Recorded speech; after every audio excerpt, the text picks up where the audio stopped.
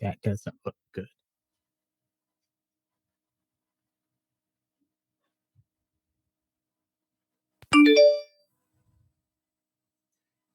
Now that video clip really sucked. It's not as smooth as the one behind me. That was absolutely terrible, John. Yeah, I don't know why. I guess I could probably type and find out how fast my internet is tonight, but it should be good. Of course, we had internet problems today, so. I didn't. Convenient. I mean, I'm not knocking them too bad. Brandy was working at the house. 12:59, the internet went out. She went to lunch at 1, so she was able to flee with a good excuse, as opposed to, I just don't want to be around you this afternoon, John. Because you have fleas? What? Yes. Oh, okay. Oh. So what's been going on, John? How you doing tonight? No, I keep hearing we're not supposed to do any of this small talk stuff until the end of the show. Oh, okay. We'll wait till the end of the show. But I don't have it. We don't have small talk on the Trello list tonight anyway. So, all right. Well, welcome to No Driving Gloves. I can't complain. I'm driving all over the place. Okay. So, get an oil change tomorrow morning. Got to be at the Mini dealership at 7 a.m. So, oil changes are very important. No Driving Gloves highly encourages oil changes in your car regularly. Well, somebody wants me to keep this car for a long time, so I have to change the oil in it. When you're only going to keep them for like a year, year and a half, 20,000, 30,000 miles, you don't need to change the oil. That's the next person's problem. I mean, really, that's true. I learned that from a previous boss. We get a new town car every year, would not change the oil. He would wash it by backing it out of the garage into the rain. Yeah. I mean, actually, as long as you dry it off, there wouldn't be water. You know, if you keep the water spots off of it, it'd probably work. No, I don't think he dried it off either. Oh, well, then in that case. It did hail one time, and he did have to have the paintless dent guys come out. That sucks. So, well, we will be addressing tonight as our topic, just to let everybody know that once Derek and I meander to it, the way No Driving Gloves commonly does. Oh, hello, everybody who's out there watching us also. We'll get there. He complained. I just put, it's falling out of love. What to do, or, What happens when you fall out of love? Put your glasses on, John. With cars. Somebody said I should have put that in the title. I thought this way we would get some hopeless romantics watching this show tonight. We're just trying to make that transition to No Driving Gloves After Dark. I wish I could do that late night DJ voice. Venus Flytrap. First, I wish I could get the enthusiasm of Dr. Johnny Fever.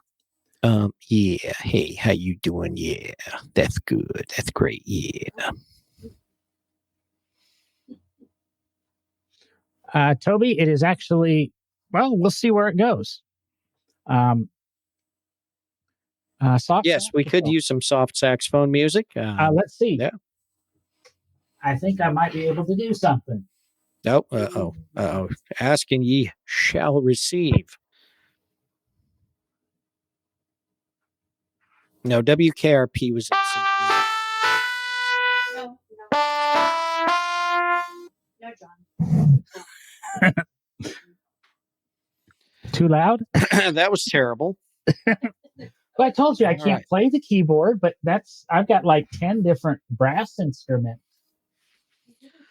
Okay, so moving right along. Yes, Jason commented, Derek sounded like the ladies' man. We were talking about late night radio shows. So yes, I was attempting my best. There's a clarinet. No. Hey, I got. Sounds like every clarinet player I've ever known, though. I gotta get my $20 out of this keyboard. I could have bought the fancy one for $25. I might actually be able to hook us up with some saxophone music. Actually, that could be written specifically for the show that we could have copyright to. I actually work with the wife of a legendary saxophone player. The wife of a legendary saxophone. Mhm. He actually he played in Doc Severson's band. He now does his own thing out on the road.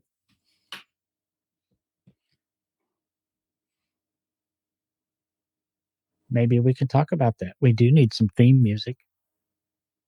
Yeah. So Toby wants to know if we're going to be talking about falling out of love with cars in general or a car. Yeah, he keeps asking. I would say if you are in love with a car, like one car specifically, this show is not going to help you, and you should probably seek therapy. Well, what's your bitch, Derek? Oh, I thought the Trello board says we talk about the topic of what happens when you fall out of love with cars first. We brought up the. Oh, I'm sorry. We That's the brought up title the of the topic. show. Oh, Then it's wait. John. My Wait, bad. host John. Oops, John's bitch. Yeah, it's John's bitch of the week. My Trello board was in the wrong place. See, we're all messed up tonight. Yeah. What was I going to bitch about today? Because, boy, did I, of course, have some again. Going down the interstate. And I, like to not pay attention. And this, I don't know. I came across like tree limbs in the right lane of the interstate. So I drove around them. Half mile down the road, came across tree limbs in the interstate. Keep in mind, the trees are very, very far from the interstate that I was on. This continued on for about the next 5 miles until I caught up and passed the Dodge Ram pickup truck with the trailer with the bungee corded down tree limbs. Secure your damn loads, people. That's all I can say. I mean, I did watch the car behind me run some over because he wasn't paying as close attention as I was. I did not hit any, but it annoys me when people do that. I actually chased a guy down 25 years ago because he had nothing secure in the trailer of his that he was pulling behind, ironically, his Dodge Ram. And I was driving a Dodge Ram with a windshield that was installed. Literally, I picked it up at the windshield shop and took off on this trip. And something blew out of his truck and shattered my windshield. And I followed him, talked to him at the antique store, which he kind of said, like, go to hell. And went out, proceeded to call the police. And they came and they ticketed him for an unsecured load. And he ended up buying me a windshield. And the long story short. Classic. Tony Watley says I'm not supposed to say long story short because I just made the story longer. Now I've made the story even longer.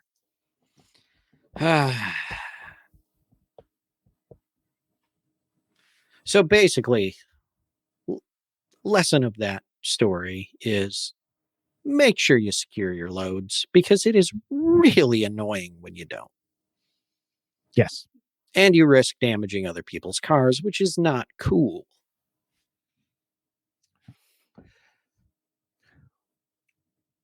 We were going to start our Christmas suggestions tonight, but I think we're going to push that off a week. Unless you have one tonight, Derek. I had a few, but I'm kind of reaching out to a couple of people to see if I can get, I want to be honest, affiliate links or special links to purchase things. Yeah, I'm good holding off. I had one, but right now I literally did not bring the paper that I wrote it down on with me, so I'm blanking on the name of it. So it's better to wait till next week. So we will be getting into Christmas season. And these are That's gifts that right. we're Before suggesting. Halloween, people. These are gifts we're suggesting you can buy for others. The WKRP in Cincinnati box set with the original music, you can buy for me. And we're coming up on Thanksgiving, folks. No better time for WKRP than Thanksgiving and the turkey drop. Ooh, that is true. Mm-hmm. Nothing like a proper discussion of helicopters. Yes, very important. Transportation related. Okay, do we jump into the topic? Because let's jump into that topic. Both feet first. Huh? Oh, both feet first? Heck yeah. Clutch and falling gas. out of love with cars. I've had this happen a couple of times in my life. I usually end up resorting back to them. Having a slower time this time around getting back into the swing of things. But I mean, probably really the first time is when I left White Post Restorations and I jumped into the conservation field. I just was tired of cars every day. And then going home, cars every day. And then all of them in the driveway. And, at the time I had 13 cars. And at any given point in time, as our friends called us, we were Euro white trash because it wasn't Camaros on blocks. It was some sort of European cars or Lotus or something broken in the driveway. Her Jeep sat in the garage for a year and a half for me to change the radiator. I just, no interest in doing it. I stepped away for a few years and jumped back in, and just the right thing presents itself. And that's kind of how I fix it. But somebody said, if you do what you love for a living, you'll never work a day in your life. That person obviously didn't do what they love for a living, in my opinion, because you kind of have to step away from it sometimes. Well, I will tend to agree with that, John, but I think if you maybe look at it a little deeper, maybe if you do what you love, you don't work a day in your life. But I don't know if that one is the issue, because I think if you love your job, you're going to be happy. I think the bigger one is the people that say, "Oh, you make your hobby your job and you won't work and you'll be happy."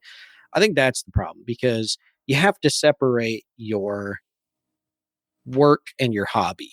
Because if it's work and hobby are the same, then like you said, it's 24/7. You go to work, it's cars. You come home, it's cars. You go to work, it's cars. You come home, it's cars.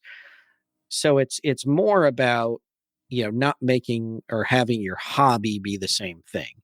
And I think that's where you and I both failed epically, because I think we both have a hobby of cars, and we both have and had a profession in the automotive field, be it restoration and conservation, and the museum field. We have very similar backgrounds and very similar foolishness of having the hobby of cars as well. I think if you let's say you're an accountant, right? And you love accounting and that's your job, you're an accountant, but typically you don't come home and make your hobby something in accounting. I mean, I'm sure there's some that do, but I know accountants that they're not going home and, figuring out what numbers they can crunch at home unless it's the weekend or something. They're trying to figure out their budget, for the year, but for their personal life. But actually, I know a number of car hobby guys and ladies that are accountants in their day to day. So I think doing what you love for a profession is okay. I like saying, if your passion is your profession, you're usually pretty happy. But have a hobby that is not the same as your work day or your profession, because it will wear on you. And I'm like you, John. I've given up on cars. I've come back to cars, at least in my personal life as a hobby. I've always worked in the automotive museum field. I've never left that field because of it, but certainly in my hobby and my personal life, there have been major downturns in the hobby part of the cars, and I'll be honest, I'm in a bit of that right now. I'm in a bit of a out of love funk with the cars, and yeah, some of it plays with some of the issues, that like the cable company cutting the underground line to my pole barn and still not having it fixed. Those little details where you just can't get out there and do anything, but it's also it's just worn on me now to a point of I don't find the enthusiasm of going out to the barn and working on the cars, and life in general has kind of swung me into one of those low points. Yeah, it's weird the little things that can do that, whether it be cold weather or something just doesn't go right, and then you just don't want to walk back out into your shop, or even sometimes look things up. I mean, I kind of when my last automotive career ended, I was I'll be honest, I was done. Um, I enjoyed the the job. I enjoyed the place. I enjoyed most of the management. It's just it was literally 24/7. If I went to work and it was cars, and I came home and it was cars, kind of my stuff cars, but cars. But I would go to a car event and all they wanted to do was talk about work because I worked in a very public automotive business. And it just, that's the way every conversation's, go to a car. Oh, what's going on at? How's it going? How's so and so doing? Oh, where you been? No, it's always, so what's going on? And it really, it really took a chunk out. And I've been happy since I left. And the best thing that ever happened was finally walking out, struggling with the decision. But I've said it before many times on the podcast, was buying the Mini. It's kind of made it fun again. I still have some low points, and I still haven't went to, the old car club meetings or anything. And I've been talking to Brandy about it. And part of it is I'm out of the habit. Part of it is I think the COVID thing, why, knock on wood, I have never got COVID. It just, it changed, and you're so used to staying home. I don't want to go anywhere. I mean, I created the podcast as a way to kind of get away from cars. And of course, I've kind of made that a little bit of business and keep pushing it a little bit that way, as you and Will know, pushing it a little bit harder. But this to me is fun. We get to chat about cars. I get to buy all this gear. I've got 4 or 5 different podcasts going through my head. Couple of things to do, couple of things to try. Talked about one on the cigar podcast. Talked about one of my ideas a little bit ago. So I've done what you've just kind of recommended. I've made a hobby that isn't cars, but now cars can be my hobby also, because my day job isn't dealing with cars. I spend a lot of time in cars. I spend a lot of time in traffic and dealing with stupid people around me in cars. But I'm finding that passion again, and I hope it's showing a little bit in keeping things moving and keeping things flowing and trying to be a little bit more enthusiastic, even though I got a depressing piece of news today about cars. But do you see your current low, Derek, is a temporary thing, or is it,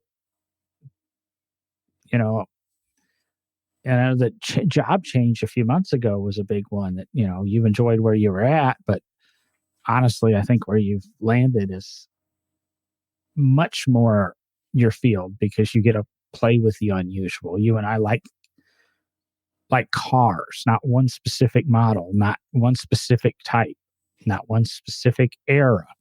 While we prefer eras and things, I think we can hold a reasonably intelligent conversation on just about any type of vehicle or any type of era. Like you said, you're in this current funk. What have you had in your past that were funks, and how did you slide out of them?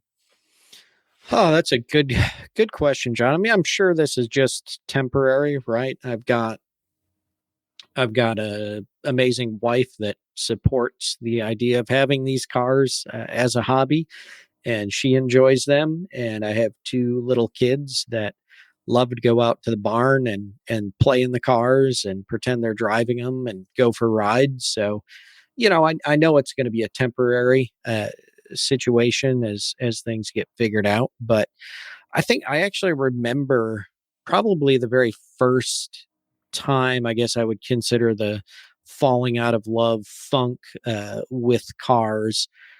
I don't even know what brought it on necessarily, but I remember I was in college actually. I was at Central Michigan University and to a point. I mean, I'd started a car club on campus. It was actually a registered student organization at Central, and actually started it with someone who is still a friend to this day and actually works for Hemmings Motor News as a writer and editor. Great guy. And he and I, we've gone through this too. We talk about going through funks, but I remember in college I had an apartment with a friend from high school, and I had a lot of my car related stuff in my bedroom of the apartment. He's a car guy, more of a truck guy and motorcycle guy.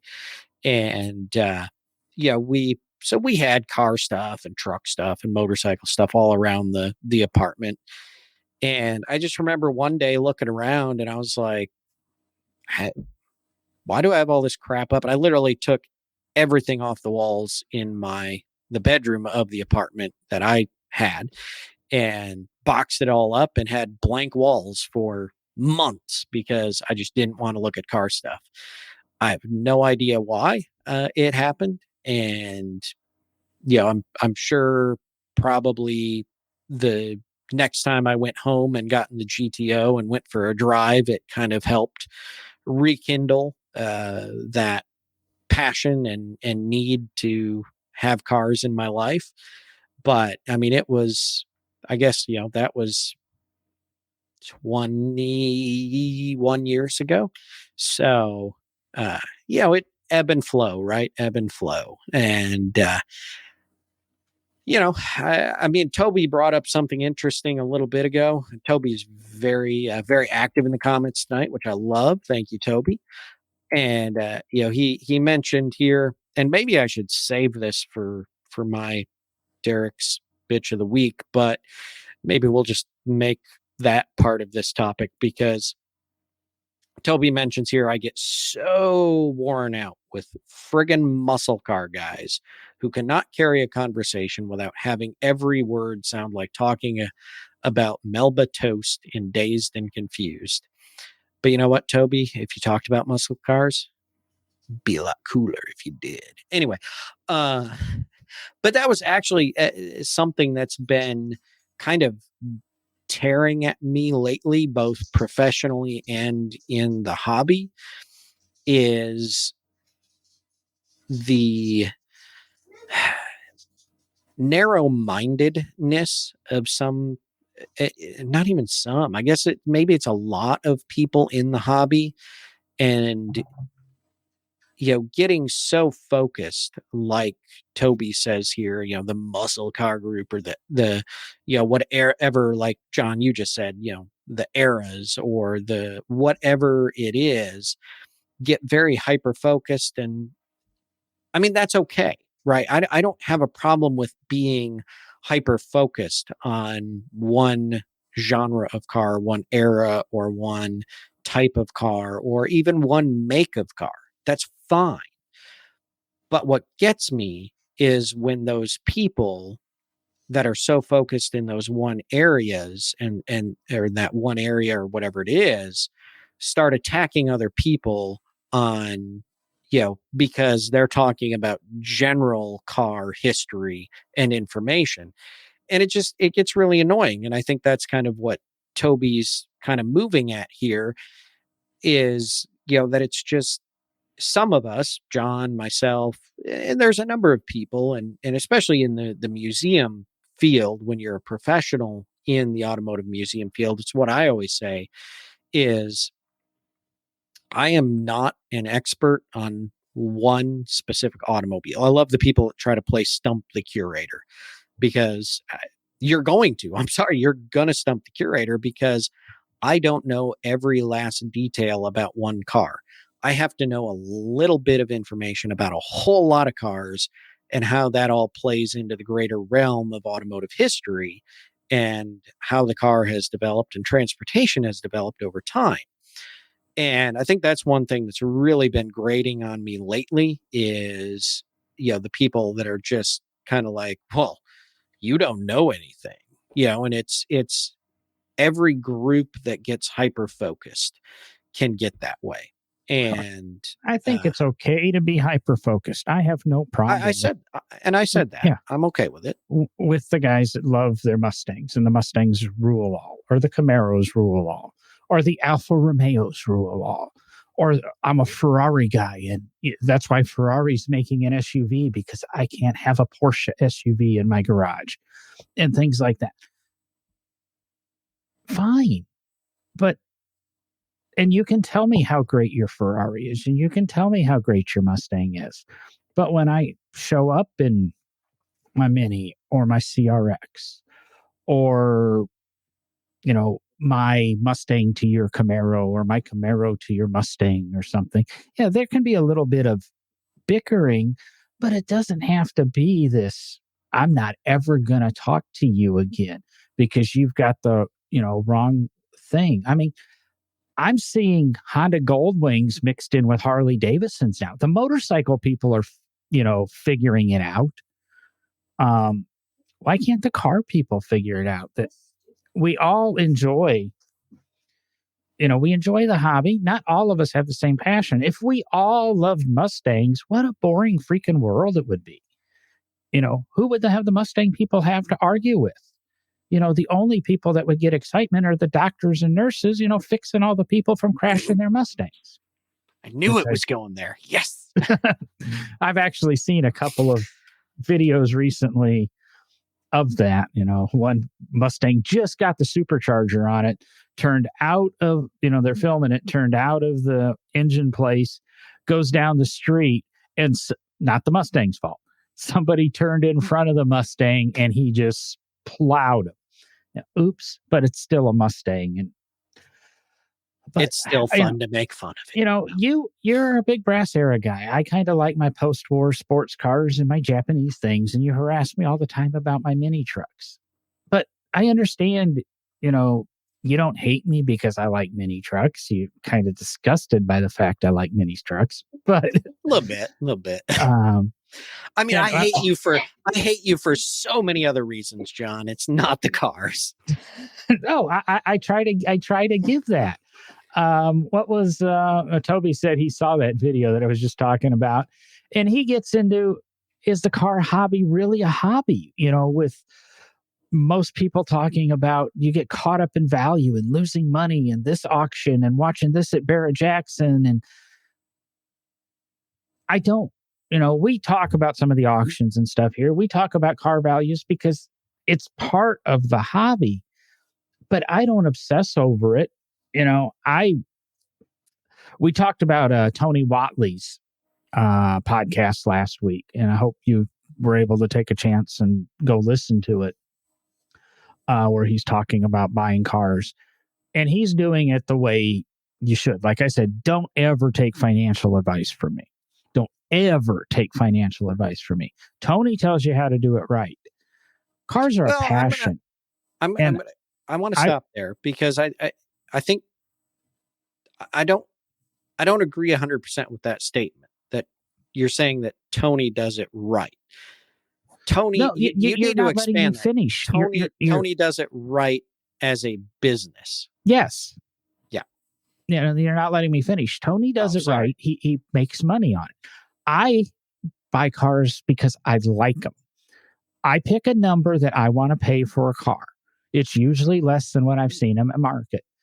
And there's always, I've said it before, there's always 3 or 4 cars on my list that I'd like to have. Yeah, I'd love to have an F40. Yeah, I'd love to have a 959, a Veyron, whatever. I'm never going to have those. Not unless, I start buying lottery tickets when I'm outside of Alabama. Or somebody really, goes to nodrivinggloves.com support, and really buys us a couple thousand cups of coffee, or joins our Patreon at a very nice level. Maybe one of our listeners could just accidentally put the decimal point in the wrong place. Just slip up. But it shouldn't be about that. Yeah, you've got to pay attention to it, or otherwise you end up, 50 years and broke like me. But I've had fun with my cars and I've enjoyed my cars. And yeah, I've got my ups and my downs and things with them. And, I'll lose money on my Mini. Hell, it's a brand new car. I bought it at a good price. If I was to make money on it, I could have, the afternoon I bought it, I could have drove down the street to Carvana and they would have paid me over $1,000 more than my out the door price that I had just paid hours earlier at the BMW dealership. But it's, it's fun. It's a passion. And some people are in it to make money. Some people are in it to watch their portfolio and do it as an investment. It's kind of like, to me, day trading. Hopefully, if you're day trading, it's a hobby and you're only doing it with money you don't have. It's like people say with crypto. Don't put any money in crypto that you cannot afford to lose. It's fun. It's like going gambling. People who gamble and do it responsibly, you're having fun, but you're probably going to come out the door with a little bit lighter wallet than you went in. But I'm not, if it was all about the money, every car, all 497 Buick Grand Nationals would have 0 miles. Fortunately, about 25 of them were driven. The rest of them, people put up and they saved them for the next guy, and they saved them for the next guy. Why do that? If you've got something, beautiful and gorgeous and fun, use it. People always make that contrast to women, and I think women could make it to men. Why have a gorgeous hunk of a guy or a gorgeous supermodel, as a girlfriend and not sleep with them? What are you doing? Saving it for the next guy, or saving it for it's the same thing with cars. Have fun with them. Enjoy them. That's what they're there to do. If you make a couple of bucks, you make a couple of bucks. If you're doing it as part of your financial investment portfolio, really bad idea. But it's not a car hobby then. It's a business venture. And that should be totally different than a hobby. A hobby, yeah. And that's, going back to a couple things you said. Number one, it's kind of like this podcast as well. If you've got 2, stud hosts like us, why wouldn't you listen? Don't save us for later. Listen now. Where's all those female applications for guest hosts? So, but this is another topic that's been kind of in the vein of what I've already talked about, really grating on me lately, at least on the professional side of the career, but also a little bit on my hobby, in the automotive realm as well. And Toby just mentioned that we need to get together and talk, and we're gonna a lot of us are gonna be seeing each other in a couple weeks. The National Association of Automobile Museums and actually World Forum for Motor Museums conferences in about 6 weeks. So a lot of us are going to be getting together and commiserating over probably some alcoholic beverages at the bar. So, but the monetary side of this can really irritate me at times. And right now, I think I'm finding myself irritated by it because not only, I mean, if it's a business thing like what Tony Watley talked about on his podcast, I get that. I get that there's a business out there that is doing this, but what really bugs me is when it crosses a line into the number one, the automotive museum field, but also into the hobby a little bit, because what you see happening, and the reason I'm complaining about this is because I've heard it way too many times in my career so far, when a museum will acquire a car and you get the keyboard warriors going out on the social media posts that the museum acquired this car, and we're really happy to have it in the collection. And the first comments are, well, that's not an important car. Why would you need that? Why would there's so many other important cars out there? And then they list the more important cars.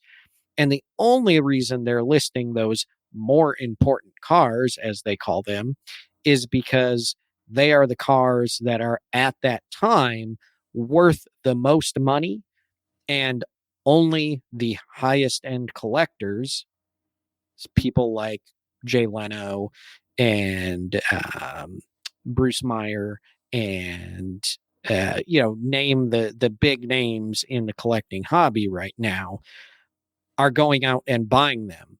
And that's what makes that important, because it's valuable, and the rich collectors are buying them. That doesn't make it important. That makes it a valuable car monetarily. Historic importance is much different. Yes, I will admit a Type 57 Atlantic Bugatti has importance. But the only reason that people are familiar with that car and feel that it is, this great car that every museum needs to try to have one, because oh my gosh, Jay Leno would own one, and this person and that person. That's not what museums are out there for, and it's not what some of us in the hobby are trying to collect for. What we're interested in is historic significance, and I will put up any day a conversation that a Dodge Caravan is more important in the history of the automobile than a Type 57 Atlantic Bugatti, because the minivan changed the world and is the reason we have modern SUVs to today. There's a difference, and when that difference and that line gets blurred, it really, really makes me want to give up. Well, you just gave me a show idea, which would be interesting. And that would be and don't answer this too in depth. Okay. What vehicles would you put in a museum? Because I think we're going to do a show this way, that are the most impactful to the history of the automobile. I don't care if they exist still. I don't care if they were drawings by Darwin. If it's, you say the minivan, I say the Pontiac Aztec. Mm-hmm. And, you're right. Why can't I think of what I'm talking about right now? I'm thinking of Bugatti too. You had one up at Henry Ford, white car, big thing, long thing. Bugatti Royale. Yeah, the Royale. They're cool cars, but they made a statement. But did they change automotive history, where they were the biggest and baddest of that category. A Porsche 959 had an impact. A first generation NSX had an impact. But, let's make that a show topic. Jason commented, isn't the Type 57 the precursor to any sports car of today, just as the minivan is to the SUV? Not really. Sports cars were around before the Type 57. The Type 57 was a technological, Bugatti was a technological advancement to the automobile. Bugatti did amazing things. So, but it's where, in my opinion, as a museum curator and as someone who is more interested in the hobby of collecting, historically relevant automobiles or just interesting automobiles, there's a line that has to be drawn. And but I would not be one that says that the Type 57 is the precursor to any sports car of today, because you had a number of sports cars prior to that. I mean, the first, as I recall, I was just talking to somebody about this the other day. The first use of the term sports car in the United States, I don't know Europe yet, but in the United States, has been tracked, at least as far as we can tell so far, was in a newspaper article in like 1919. My guess, I haven't found that yet, but my guess would be it was probably in reference to a Mercer here in the U.S., because Mercer racebouts were one of the prime sports cars of America at that time. But there have been, really, if you go back in Europe, the 1904 Mercedes is often considered really the first advent of the sports car, because of its horsepower and its capabilities and everything that was engineered behind it. So, the Type 57, albeit a technological advancement, a beautiful car in design, precursor to sports cars, I don't know that I would agree with that. Maybe the precursor to supercar. I don't know. It's a hard one. Well, I had to type in what you just talked about, the first use of the term sports car. Wikipedia, so take it for what you wish. It was first used in 1919 in the United Kingdom. Maybe it was the United Kingdom, not the United States. My apologies. In the Times newspaper, the first use of the term in the United States was 1928. And it says sports cars started to become popular in the 20s, originally used for two-seat roadsters. But I think I'm with you, is that I thought Mercers were kind of referred to as sports cars in the teens. And the Model T Speedsters and things like that. So those are the earliest things. Maybe the term, who cares when the term came out? And when you look at the definition of what a true sports car is, these cars have existed from the earliest days of the automobile. It's kind of what is it? Once the second car was built, we invented automobile racing. So it's the same thing. Well, and go back to that with the business side of this. And I think we've talked about this on the podcast before, but another perfectly relevant time to bring it up. Who is saying that a certain car is the precursor to something, or is the definitive line? Is it someone who is not connected to the financial side of that vehicle? Or is it someone that is directly tied to the financial value of that vehicle, who stands to make money by making that vehicle more important, therefore driving the price up on that vehicle? That is the big trick. And that's where, in the museum field, if you're on the ethical side of the museum field, and John knows this, and I know this, and John kept a very professional and separated life. But if you are if you are employed by a 501c3 nonprofit and you are in the field of automotive museums, such as I am, I don't ever discuss giving a valuation on a vehicle to someone, because it could look like I, as a museum employee or a representative of a said museum, I'm trying to drive up the value of something. And there's actually tax laws that prevent us from doing that. As a nonprofit, we cannot give a valuation on a vehicle that is being donated to our institution. Number one, unethical practices, but number two, it keeps it honest.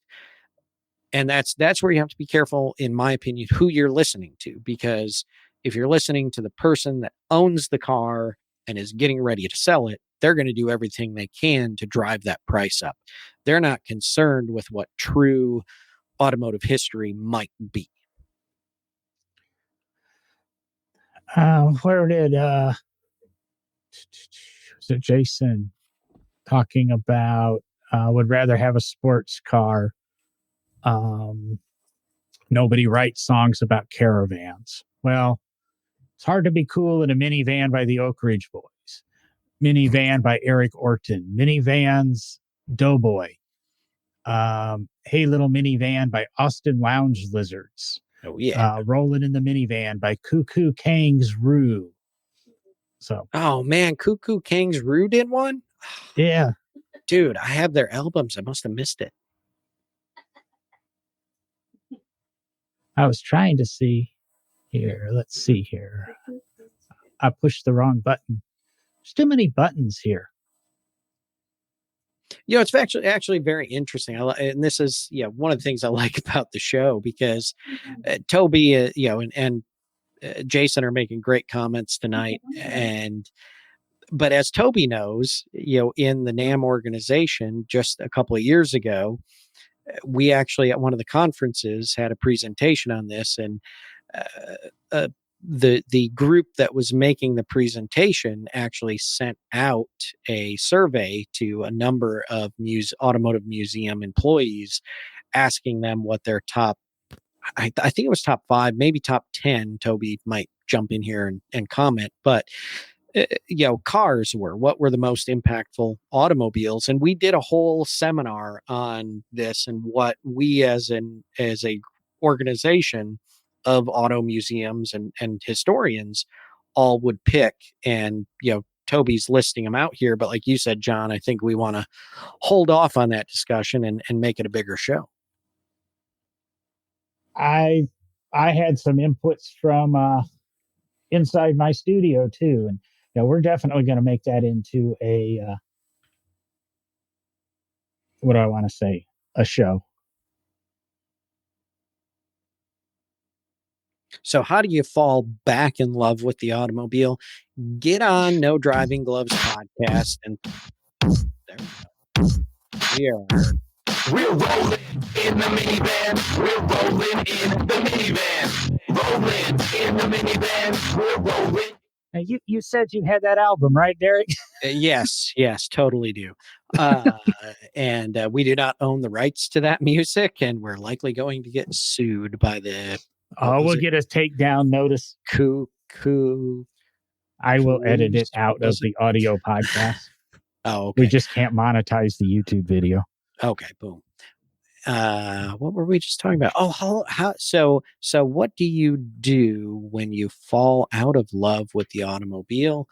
You get on No Driving Gloves and you have a conversation like this, and you get all fired up about it again.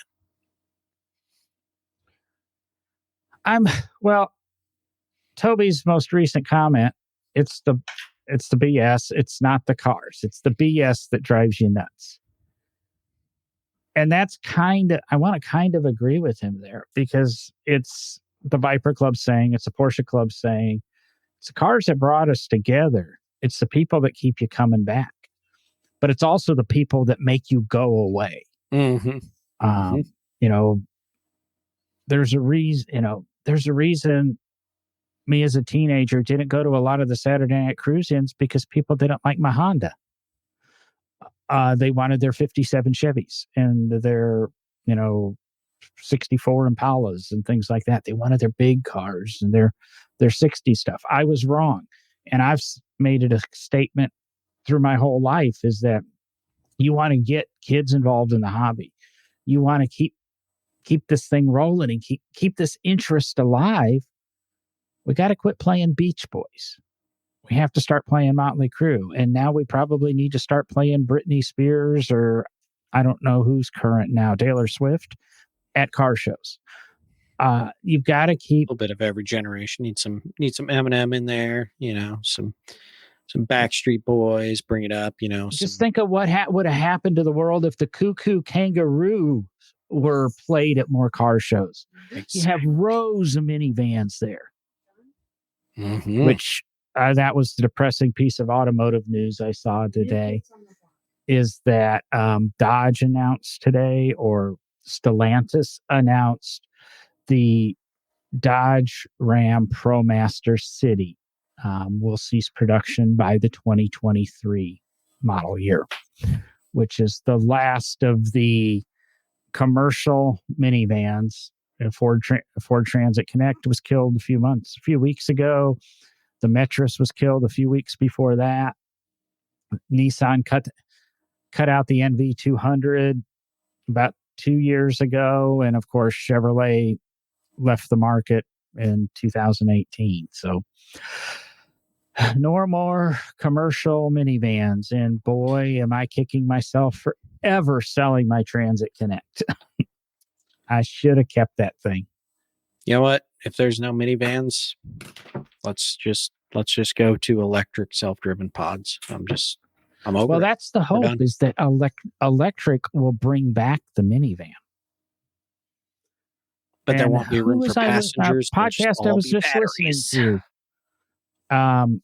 He went to where he stores his cars in California, LA, Santa Monica, and right next to where his storage was this row of cars that included the new electric VW bus.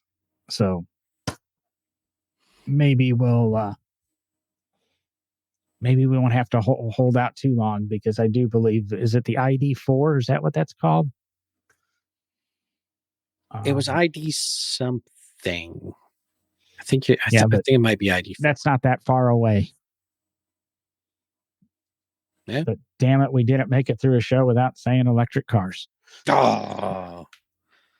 Well, but we have to clarify that. Is it only that we can't talk about modern electric cars? Because historically, they're kind of important, especially early on. Well, we'll discuss that in our inventory of car museums. Good. And if you have input on that, I'm going to take some of the notes out of the comments here today. And I just read Toby's comment here, and I didn't see Jason. No, Jason didn't see that. So, now I totally lost my train of thought. We'll save that for if you wanted to provide suggestions for what are the influential cars that should be in our value, no object, don't care if they're worthless, museum of influential cars. But Derek, you were saying, how do you fall back into love with cars? Yeah, how do you? Come on, John. Me? Open-ended question. Looking for answers. I was perfectly happy doing the conservation work I was doing. Say, after I left White Post and I went to Conservation Solutions, and I was restoring some pretty cool shit. Saturn V rockets, Titanic artifacts, historic landmarks in DC and throughout the country. Wasn't a crappy job by any means, but all of a sudden I like Lotus, and there it was, the mecca of Lotus. If you're going to get back into cars and you're into Lotus, there's really, at the time, one place. Now there's two places. Lotus Engineering has a pretty good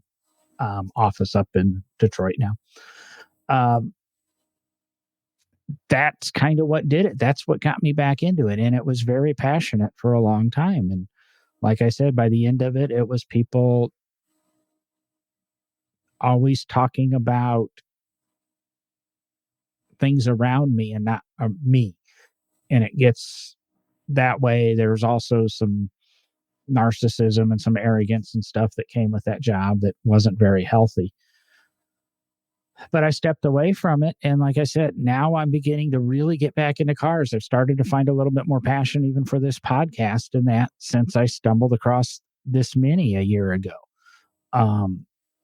People around me didn't want me to buy it. I'm so glad I did. I'm where I am today with, the passion for this podcast. Technically, she kind of admits that it was the Mini in my online dating profile that pushed her over the edge, after looking at this wonderful dad bod and picture of my reclusive dog. Wait, you're talking about the Mini, the car, right? Yes. Okay. Yeah. But it's things are very similar to the Mini because footlongs do come into play. Okay. So, original Minis had those 12-inch diameter wheels. Mm-hmm. That's exactly what we were talking about. But that's how it's happened. I don't go seeking to get back into the car hobby. Something comes along. And, I slide back into it. And it's taken a little bit longer this time, but I'm very disappointed I'm not going to be able to do a drive at the end of the month because of just scheduling. But I enjoy, I can't say that, like I said, I can't tell you what makes it happen. It's just one day you wake up and, hey, I'm having fun again. Yeah, I mean, it's very true. And I agree with Toby too. Toby made a comment and he just basically said, get in a car and drive, just do it, get beyond the BS, go alone, get in a car or a truck and just drive. And it is, you get in one of the cars and you drive and you clear your head.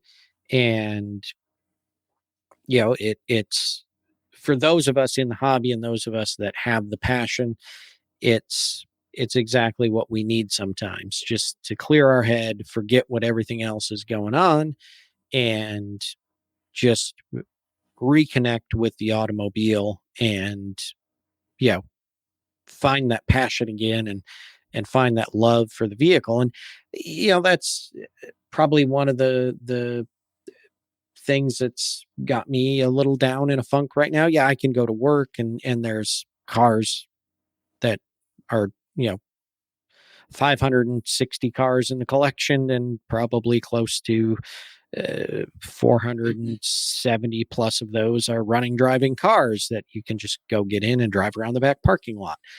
But my own vehicles, each one has a small problem right now. And because I don't have power in the barn, it's hard to go out there and work on it and get it fixed and all those things. And that might be one of the things bringing me down is I can't just come home on a weekend and jump in the Chrysler and, living on a 1.5 lane back road with no traffic, kids sit in the back seat and we drive, down to the neighbor's driveway, turn around, come back, go to the other neighbor's driveway, turn around, come back. And or we just drive around the yard because we do have enough room to drive around the yard and they get a kick out of it. And right now I can't do that. And so that might be part of it.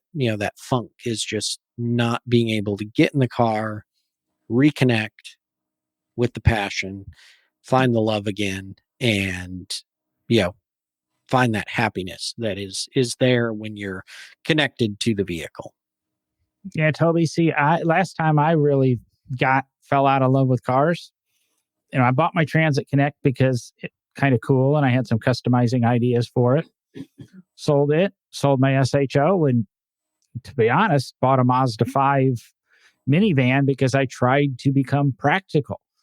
And then I ended up with a Fusion, and of course the Fusion became the Mini. It just took a little bit of time to get back to it. So I didn't even have the fun car to go out, and drive and enjoy. And now I keep, heard Farah talk in the last 2 or 3 episodes about the new Corolla GR, and yeah. But so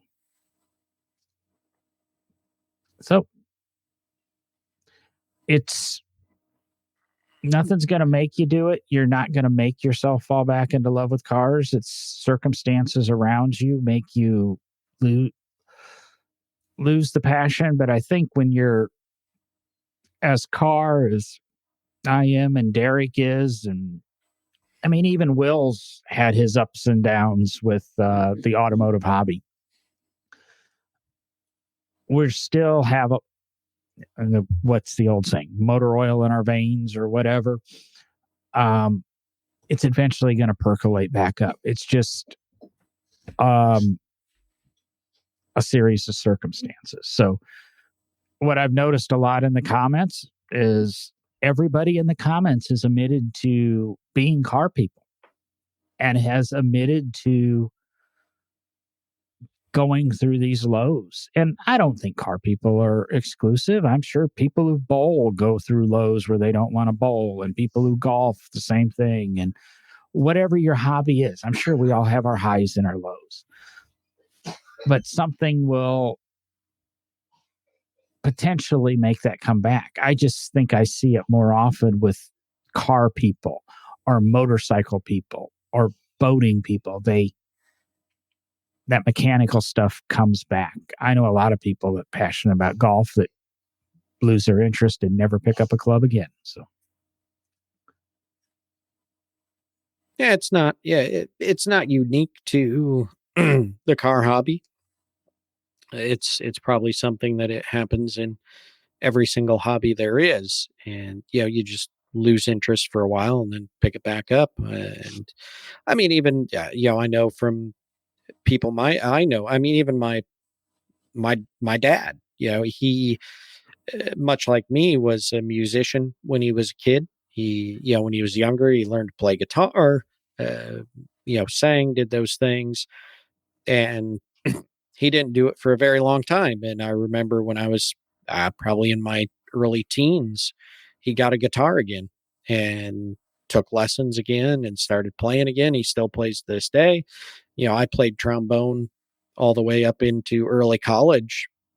But I will say it's been probably, picking it up and playing it in earnest and actually playing a full song or something like that.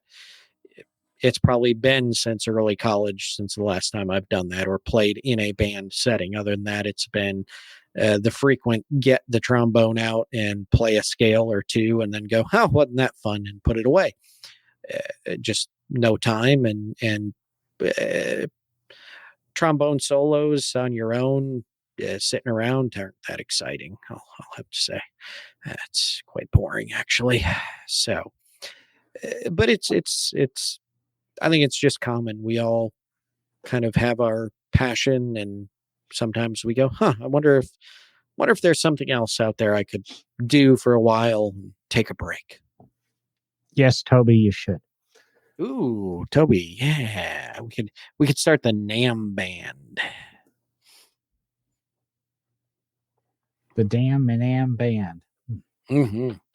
And Toby, I'm not going to talk about it on this episode because I'm not going to ruin my my seminar for the World Forum NAMM conference. But you're going to see a big part of why for the last few years I slip in and out of questioning things about the hobby. I'm going to talk about some stuff I've not talked about in the past, and that happened in my career. And we'll talk about it maybe on the show after that. So, yeah, I just wanted to get out and talk about this a little bit openly because, like I said, people in the comments have admitted that, wow, if Derek and I go through it, they don't feel so different. It, like I say, we all go through it. It all happens. I don't think we're going away in the near future. We'll find out 15 minutes after the show. but we'll we got a show topic out of this. We got another show topic already lined up for next week. Couple of interviews coming up. So nodrivinggloves.com, everything's there. No Driving Gloves /support. If you feel we provided any value or entertainment for you tonight. I think. Sorry, John, I'm going to jump in. Can they still leave us a good review? They can leave us a review. I don't push for reviews because, to be 100% honest, have you ever found a podcast by reading a review and they don't matter? I don't care. Every podcast consultant, Apple, Google, all those tell you reviews don't matter. Every podcast tell you reviews matter. It's kind of social proof, make us feel better. Hey, if I'm talking to one person, if I'm talking to two people, or if I'm talking to 1,000 people, I don't care. I'm going to talk to them. So my voice will be here talking about something. So it's kind of like this podcast. The hosts don't know what they're talking about, and the topics don't matter. Wait, maybe that's actually vice versa. Kind of like, I don't know. Did I say that the points don't matter. Oh, the points don't matter. That's what it was.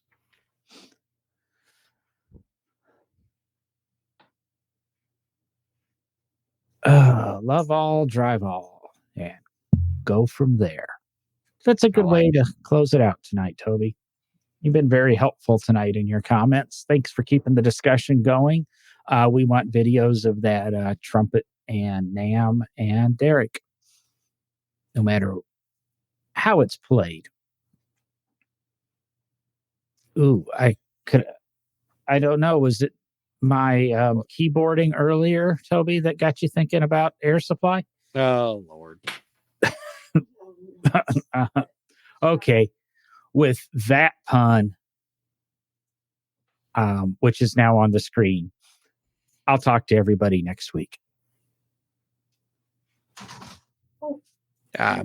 Just bye.